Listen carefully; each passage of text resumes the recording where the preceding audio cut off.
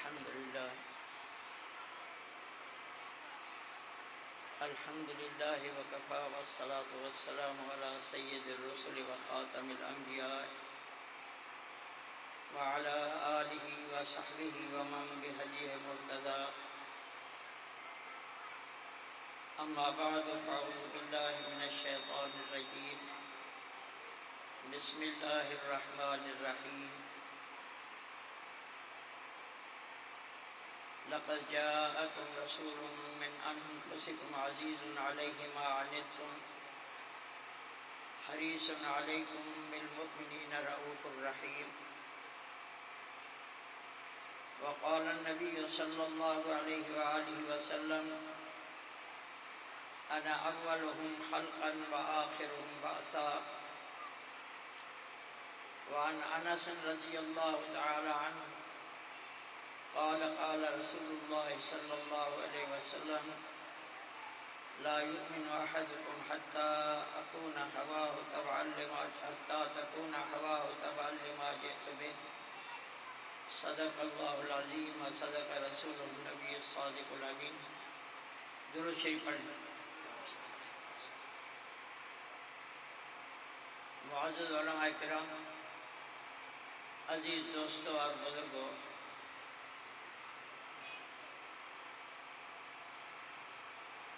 ہماری اس مجلس کا عنوان ہے سیرت النبی صلی اللہ علیہ وسلم.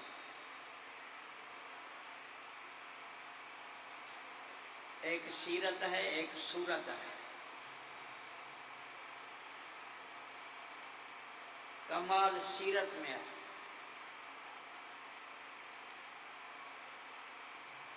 اگرچہ کچھ شخصیات صورت کے اعتبار سے بھی باکمال ہیں،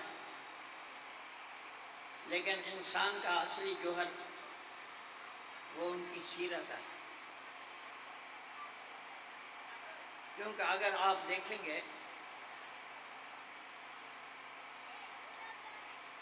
تو صورت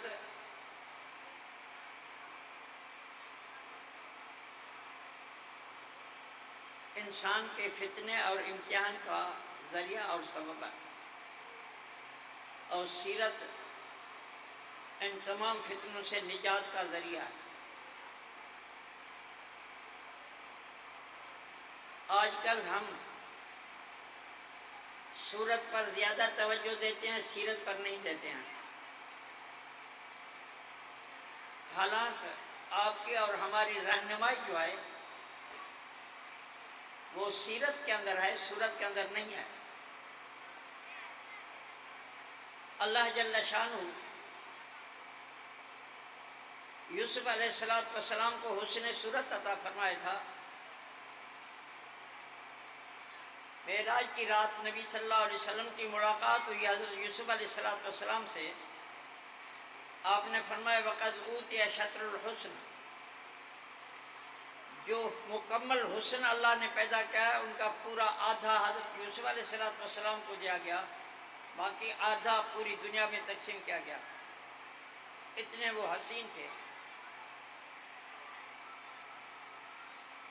لیکن جب آپ حضرت یوسف علیہ السلام کی زندگی مبارک پر نظر کریں گے تو حضرت یوسف علیہ السلام کی صورت ان کے لیے ابتلا اور امتحان کا ذریعہ اور سبب بن گئی. یہی صورت تھی جو بھائیوں نے ان پر حسد کیا، باپ سے ان کو جدا کیا گیا، بھائیوں نے ان پر ظلم اور تشدد کیا، کنویں میں ان کو پھینکا گیا، کنویں سے نکال کر ان کو چند سکوں کے اندر غلام بنایا گیا، ان کی آزادی کو چھین کر ان کو وطن سے بے وطن کیا گیا، اور وہ مصر میں پہنچے غلام کی حیثیت میں. حسن صورت کی وجہ سے جس شخص نے ان کو خرید کیا تھا اس کی بیوی ان کے حسن پر مفتون ہو گئی، اور اس نے ان کو اپنے مکر اور قید کے اندر اب ان کو گرفتار کرنا چاہا. یوسف علیہ السلام نے بچنے کی کوشش کی، نتیجہ یہ ہوا کہ ایک مرتبہ ایک وقت میں ان کے سامنے ایک عورت آئے، اور تھوڑی دیر کے بعد پوری مصر کی عیاران عورتیں ان کے سامنے آ گئی. ہر ایک ان کے نفس کو جو ہے کچلنے کی کوشش کی. آخرکار ان کو جیل میں جانا پڑا. یہ سب کرشمہ تھا حسن صورت کا. حسن صورت نے ان کو وطن سے بے وطن کیا، آزادی سے غلامی دی. بھائی ان کے دشمن بن گئے، کنویں کے اندر ڈالے گئے،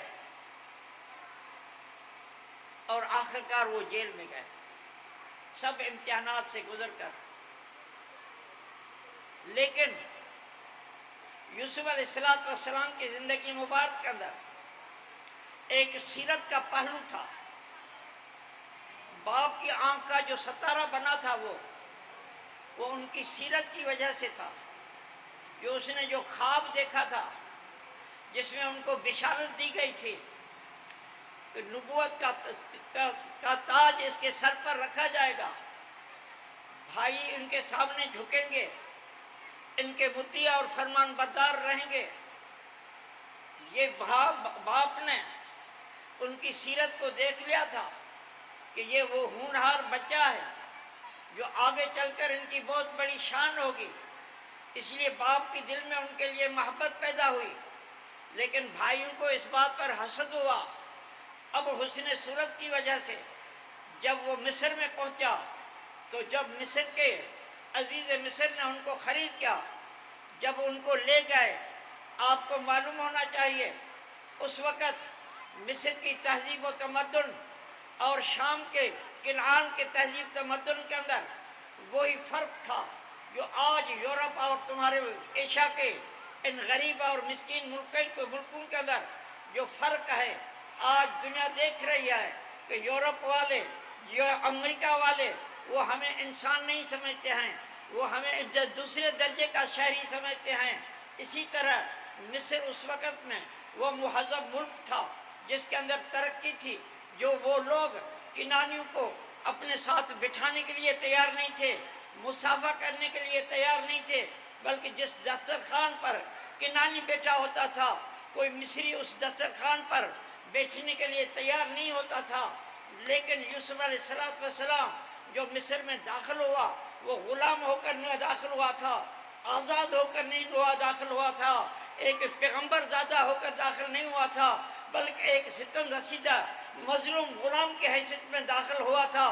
لیکن جب عزیز مصر ان کو اپنے گھر میں لایا تو یوسف علیہ السلام کی سیرت کو، ان کے اخلاق کو بھانپتے ہوئے کہا کہ خبردار اس بچے کے ساتھ غلاموں سا سلوک نہ کرنا، اور نتخذہ ولدا، ہم اس کو اپنا بیٹا بنائیں گے. یوسف علیہ السلام کی یہ سیرت تھی جو غلامی کے اندر اللہ جل شان نے فرمایا وَكَذَلِكَ مَكَّنَّا لِيُوسُفَ فِي الْأَرْضِ. عزیز مصر نے تھوڑے ہی وقت کے اندر یوسف علیہ السلام کی سیرت کو، ان کی قابلیت اور صلاحیت کو دیکھ کر اپنی پوری اسٹیٹ ان کے حوالے کر دی. غلامی کے اندر اگر بادشاہی کی تو یوسف علیہ السلام نے کی. قرآن مجید کہتا ہے یہ سیرت کا کمال تھا. صورت نے ان کو زلیخا کے پنجے میں محفوظ کیا، اور دنیا کا سب سے بڑا امتحان جو انسان پر آتا ہے، اس امتحان سے یوسف علیہ السلام کو گزرنا پڑا. اور وہ وقت آیا جب زلیخا نے تمام رکاوٹوں کو دور کر کے تنہائی کے اندر ان کو کہا ہے تلک. اس وقت یہ وہ مقام تھا جہاں بڑے بڑے پارساؤں کے پاؤں جگمگا جاتے ہیں، بڑے پاک دامن جو ہے وہ یہاں گر جاتے ہیں. لیکن یوسف علیہ السلام نے اپنی سیرت کے اعتبار سے ایک دفعہ ایک مرتبہ کہا، اس نے کہا انہو ربی احسن مثوایا انہو لا یفلح الظالمون. زلیخا یہ نہیں ہو سکتا ہے، تمہارا شوہر جو ہے وہ میرا محسن ہے، اس نے میرے اوپر احسان کر کے غلامی میں مجھے بادشاہ بنایا، میں نے ان کو ٹکڑوں کو کھایا ہے، یہ کام کرنے والا ظالم ہے، میں ظالم سے ہونا نہیں چاہتا. یہ کیا تھی؟ لولا ارا برہان رب، رب کا برہان آ گیا۔ یہ کوئی تصویر نہیں آئی تھی، کوئی تحریر نہیں آئی تھی، بلکہ کیا تھا؟ پیغمبر کا کردار تھا، پیغمبر کی سیرت تھی۔ زنا کی قباحت، شناعت، برائی ان کے ذہن کے اندر تھی، جس کی وجہ سے اس نے کہا انہ ربی احسن مثوایا۔ کمال اس کے اندر ہے۔ اور پھر آپ دیکھیں آخر کار ان مکار عورتوں کی وجہ سے یوسف علیہ السلام کو جیل میں پل جانا پڑا۔ اب جیل سے جو باہر آئے وہ سیرت کی وجہ سے آئے یا نہیں آئے؟ سیرت کی وجہ سے آئے۔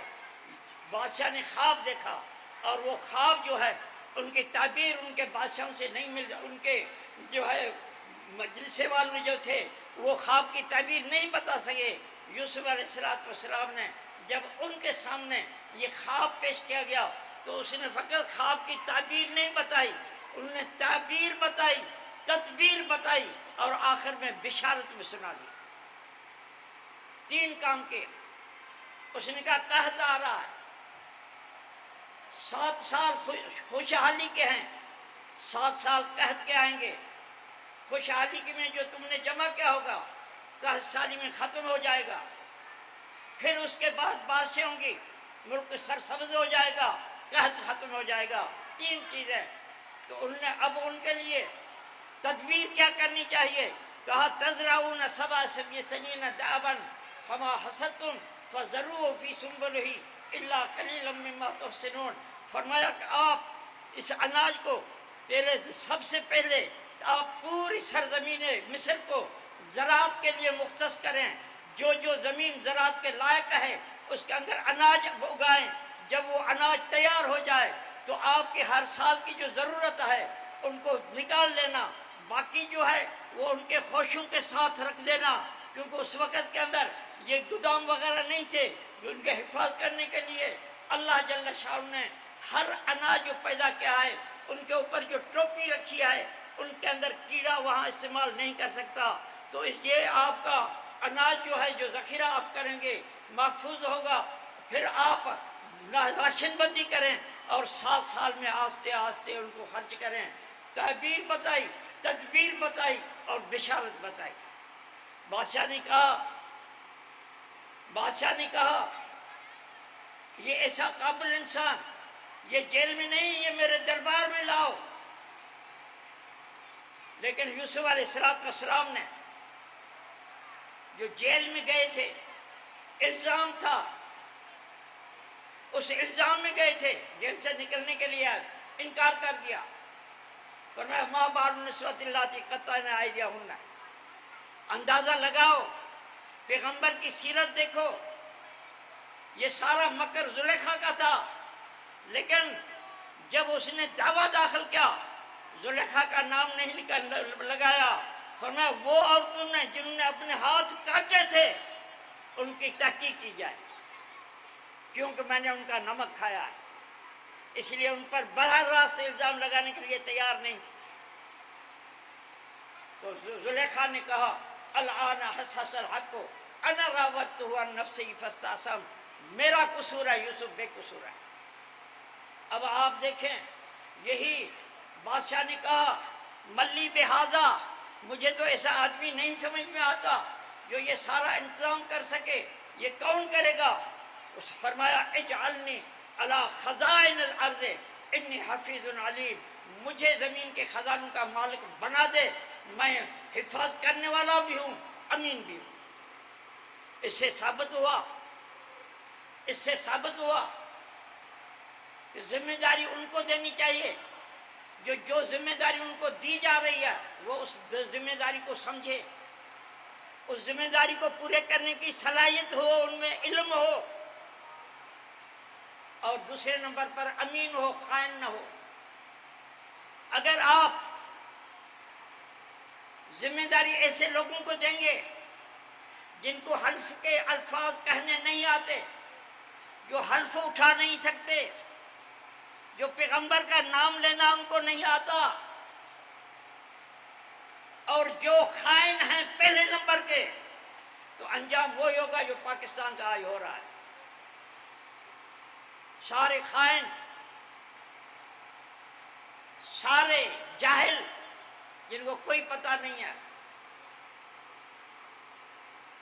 اسی لیے اگر کسی ملک کے اندر آپ کو بہت بڑا اعتراض ہے کہ یہ علماء سیاست میں کیوں آتے ہیں، اس وجہ سے کہ جب دیکھا جائے کہ سب نااہل ہیں اور یہ ملک کو تباہ کر رہے ہیں، ہمارے اندر صلاحیت ہے کہ ہم اس کو صحیح ڈگر پر چلائیں، تو اس وقت پیشکش کر کے آگے آنا ہے تاکہ نظام کو درست اور صحیح کیا جائے.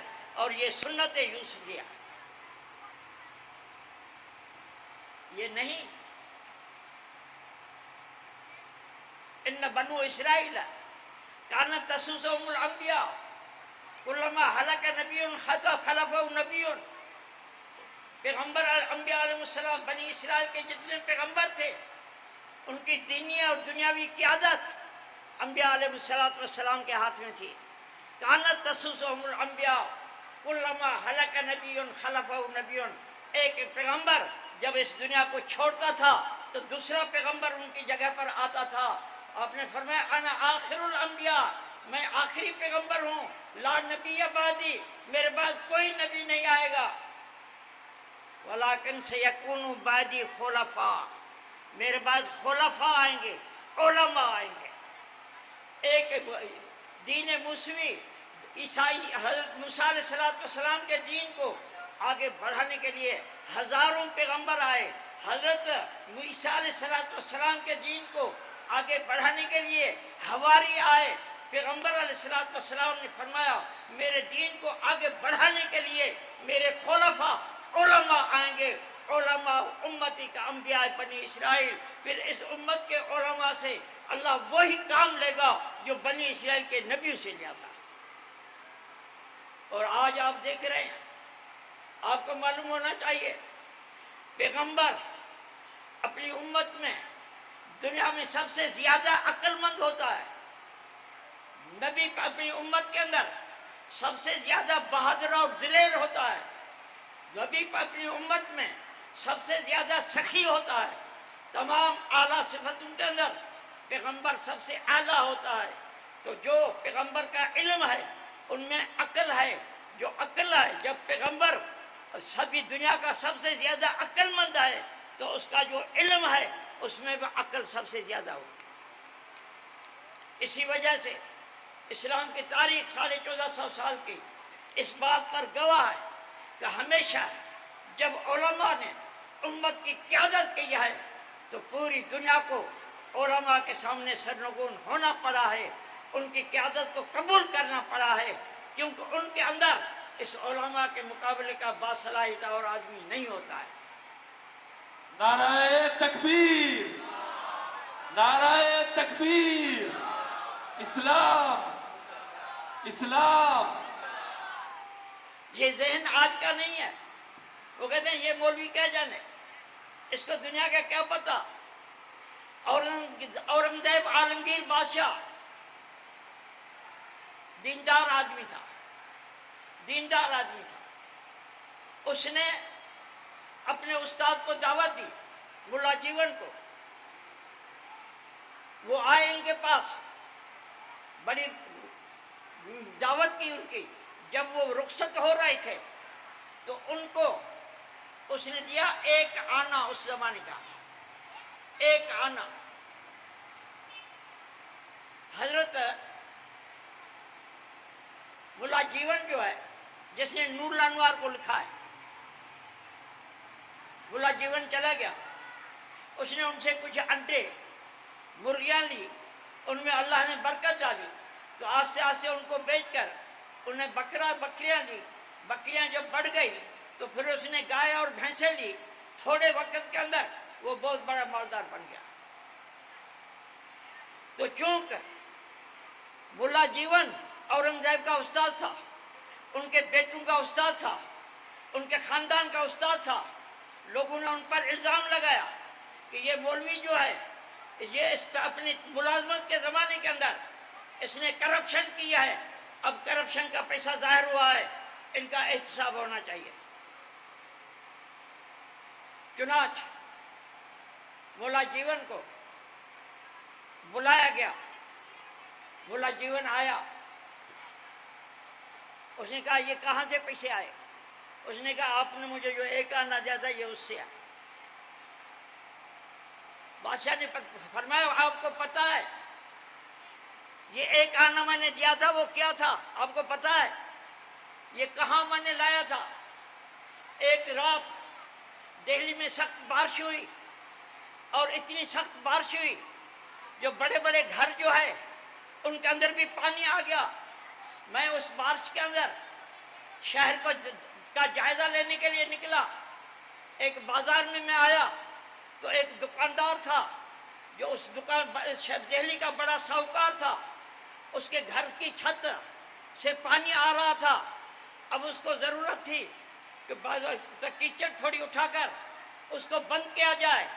اب رات کے آدھی کے اندر اور کوئی نہیں تھا. اورنگزیب جو آ رہا تھا کیونکہ وہ اپنے اصلی لباس میں نہیں تھا اس نے ان کو پکڑا. اس نے کہا مزدوری کرو گے یہ آپ تغاریاں یا بھر کر ہماری چھت پر پہنچائیں اور یہ پانی بند کریں تو آپ کو میں مزدوری اچھی دوں گا. اورنگزیب عالمگیر نے وہ تغاریاں وہاں پہنچا کر ان کی چھت کو درست کیا. بادشاہ نے ان کو سیٹھ نے ان کو کہا صبح کو آ کر میری دکان سے آپ اپنی مزدوری لے جائیں. تو بادشاہ نے کہا آپ کو جو کچھ دینا ہے ابھی دو میں دکان پر نہیں آؤں گا. بڑے اصرار کے بعد اس نے اپنے جیب کو ٹٹولا تو اس میں فقط 1 آنا تھا. تو اس نے کہا مجھے لے 1 آنا کافی ہے. اورنگزیب کو کہا کہ یہ وہ آنا تھا جو میں نے آپ کو دیا یہ حلال طیب تھا اللہ نے اس میں برکت ڈالی ہے. تو اورنگزیب فتح عالمگیری مشہور ہے ان کا علماء سے تعلق تھا.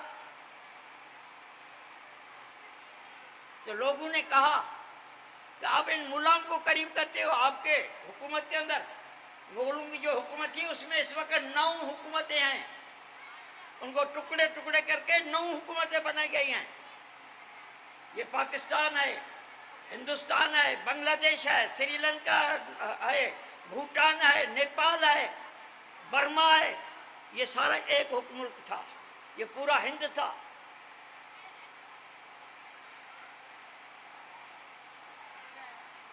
تو میں عرض کر رہا تھا کہ بادشاہ پر یہ الزام تھا کہ آپ مولویوں کو قریب کرتے ہو کیوں؟ اس نے کہا اس لیے کہ یہ عقل مند ہے.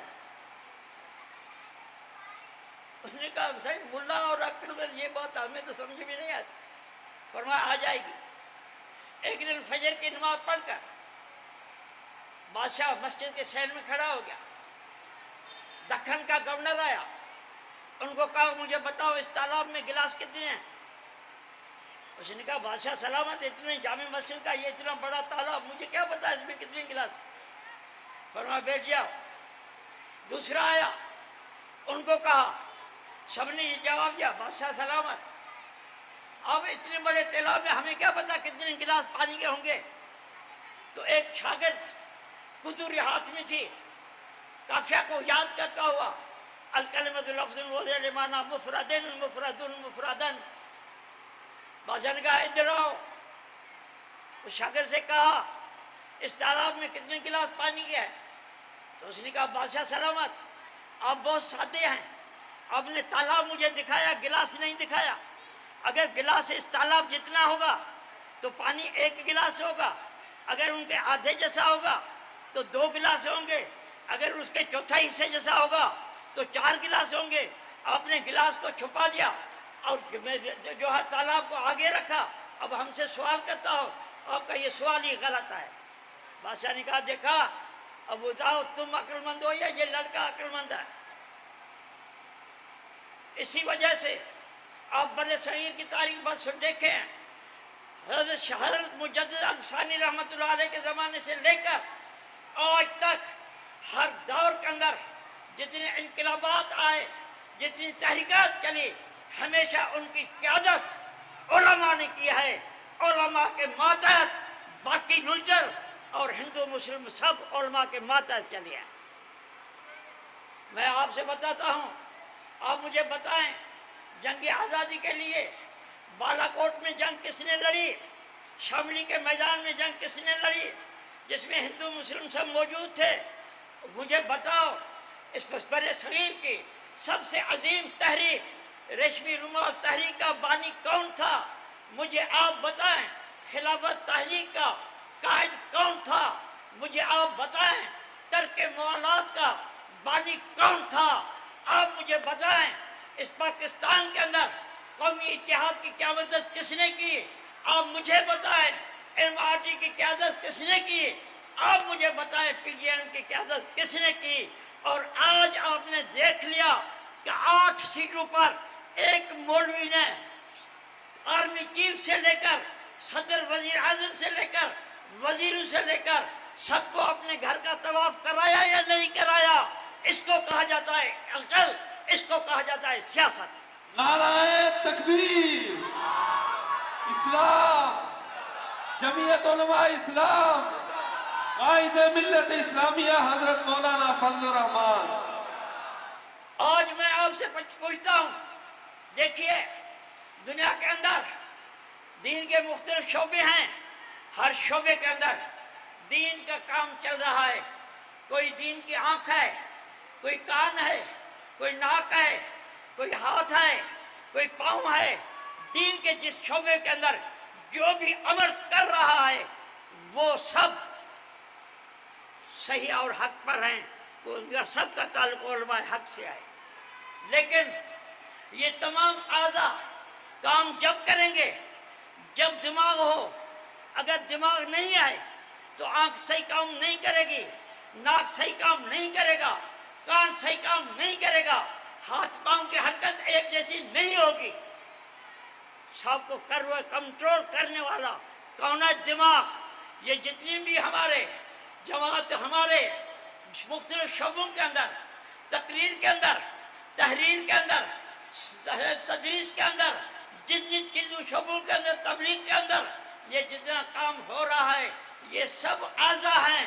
ان کا دماغ جو ہے وہ جمعیت علماء اسلام ہے۔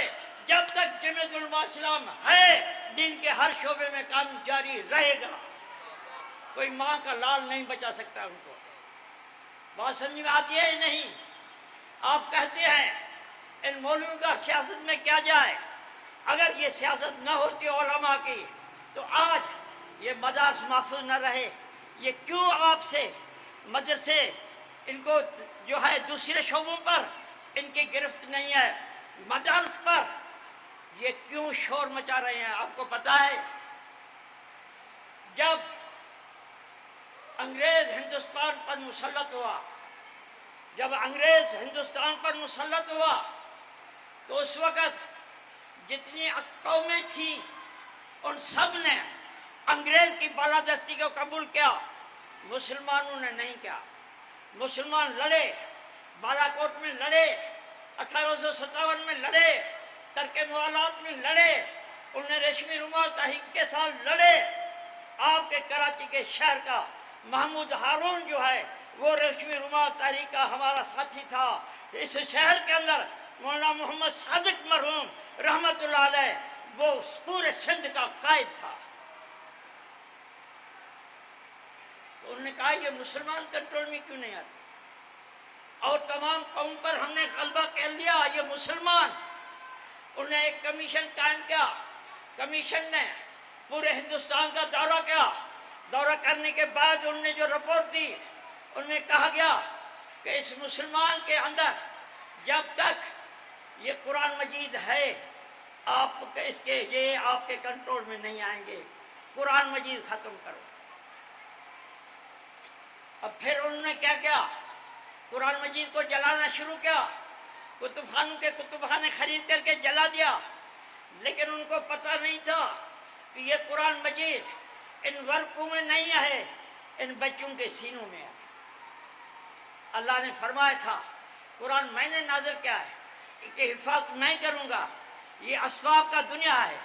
اللہ جل شانہ اس قرآن مجید کے حفاظت عالم بالا میں کی، بل ہوا قرآن مجید فی لوح محفوظ، اس کو لوح محفوظ میں جو ہے محفوظ کیا گیا تھا۔ لا یمسہ الا المطہرون، مطہرون کے سوائے کوئی ان کے پاس بھٹک بھی نہیں سکتا۔ جب دنیا میں یہ آیا، اب اس کے لیے لوح محفوظ کی ضرورت تھی۔ ان کے یہ سینہ، یہ لوح محفوظ ہے، 30 پارے استاد نے ان کے سینوں کے اندر ایسے محفوظ کر دیے کہ دنیا کے بم، دنیا کے میزائل ہیروشیما کو تباہ کر سکتے ہیں، ناگاساکی کو تباہ کر سکتے ہیں، کابل کو تباہ کر سکتے ہیں، بغداد کو تباہ کر سکتے ہیں، لیکن 1400 سال کی محنت کے باوجود اس حافظ کے سینے سے ایک نقطہ بھی ہٹا نہیں سکے۔ آپ کہتے ہیں مولوی نے ہمیں کیا دیا، مدرسے نے کیا دیا؟ مولوی نے یہ دیا کہ یہ تیرا بیٹا جو باٹو بازار میں بھٹک رہا تھا، جو ہوٹلوں میں VCR پر بیٹھا تھا، جو آپ ان سے تنگ تھے، مولوی صاحب نے ان کو پکڑ کر مدرسے میں بٹھا کر اس کے سینے کو لوح محفوظ بنا دیا۔ یہ مدرسے نے کیا۔ اب یہ قرآن، اب ان کا قرآن ختم کرو، تو قرآن ختم کرنے کے لیے جلانے سے جب کام نہیں چلا تو انہوں نے کہا تعلیم کے ذریعے ذہنوں کو تبدیل کرو، اسلام سے باغی بناؤ۔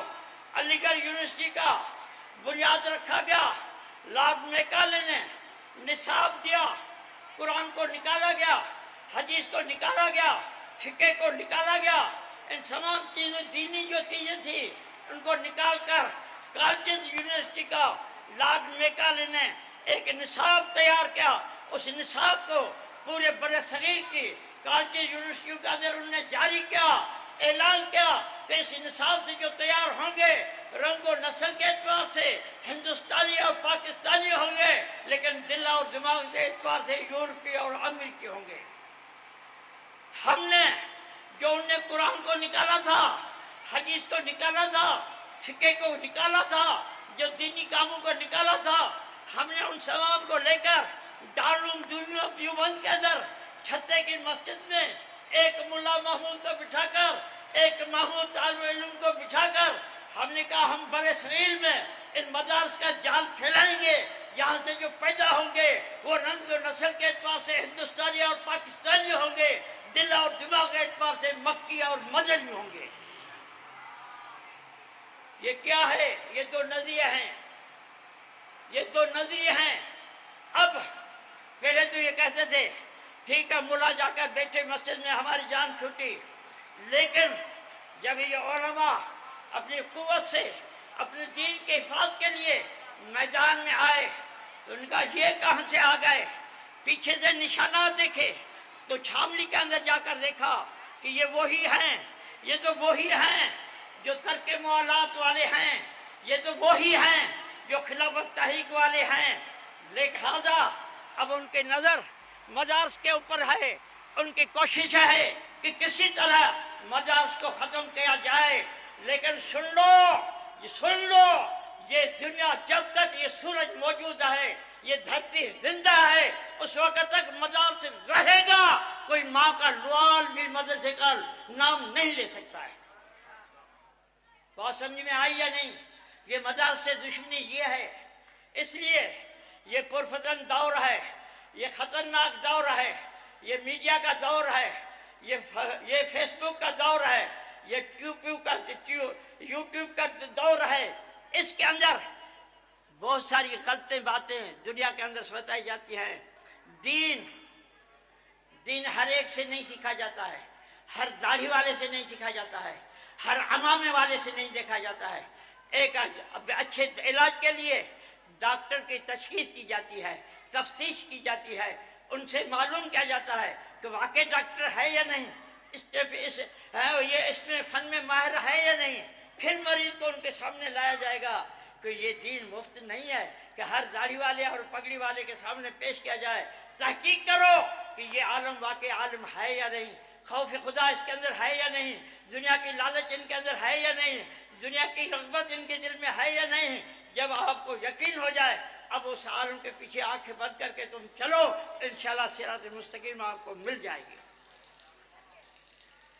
اسی وجہ سے یہ دور آپ سے دنیا کی کوشش ہے کہ آپ کے دل کے اندر جو اپنے آقا حضرت محمد مصطفیٰ صلی اللہ علیہ وسلم کی محبت کی جو شمع روشن ہے، دنیا ان کو بجھانا چاہتی ہے، دنیا اس کو بجھانا چاہتی ہے۔ وہ صاحب ایک آپ بتائیں آپ کو دین کو ختم کرنے، پیغمبر کے دامن سے تمہیں جدا کرنے کے لیے ایک بین الاقوامی قوت اور طاقت آ رہی ہے، آپ انفرادی طور پر ان کا مقابلہ کر سکتے ہو؟ جس قوت سے وہ آ رہا ہے اسی قوت سے مقابلہ کیا جائے گا، وہ سیاسی قوت سے آ رہا ہے۔ اب آپ اگر ایک آدمی رائفل لے کر آتا ہے، آپ اس کے مقابلے میں کلہاڑی لے کر جاتے ہو، لازمی طرح آپ اپنی جان گنوائیں گے، آپ کی جان ختم ہو جائے گی۔ بندوق والے کے سامنے بندوق، اگر یہ سیاسی قوت کے ذریعے دین کو تبدیل کرنا چاہتے ہیں تو ہم اپنی سیاسی قوت کے ذریعے ان کا مقابلہ کریں گے۔ بات سمجھ میں آئی ہے نہیں؟ لہذا لوگوں کے دماغ کے اندر یہ جو بھرا گیا ہے کہ یہ علماء کیا کر رہے ہیں، علماء جو کر رہے ہیں تمہارے دین کا تحفظ کر رہے ہیں، آقا کی ناموس کا تحفظ کر رہے ہیں، آقا کی ختم نبوت کا تحفظ کر رہے ہیں۔